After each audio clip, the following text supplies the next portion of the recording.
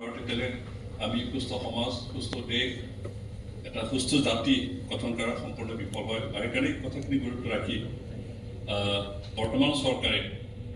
বড়োলেণ্ড অঞ্চলত থকা শিশুসকলৰ উন্নয়নৰ কাৰণে তেওঁলোকৰ অধিকাৰৰ কাৰণে বিশেষ ব্যৱস্থা লৈছে আৰু আমাৰ 2024-25 যি এছপিডি তাত 1% বাজেটৰ 1% খিনি শিশুসকলৰ উন্নয়নৰ কাৰণে কাম কৰি এটা সিদ্ধান্ত লৈছে গতিকে আমি দেখি যে আমাৰ অঞ্চলৰ পৰা চাইল্ড ট্ৰাফিকিং চাইল্ড লেবাৰ ইত্যাদি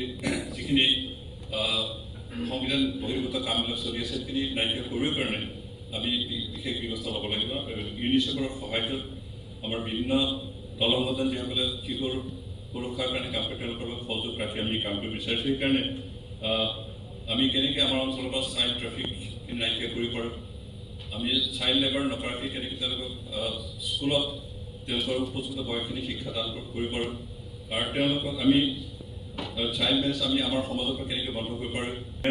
তেওঁলোকে শিক্ষা প্ৰদান কৰিব কাৰণে তেওঁলোকক সৎ পথ দেখুৱাব কাৰণে তেওঁলোকৰ যত্নৰ কাৰণে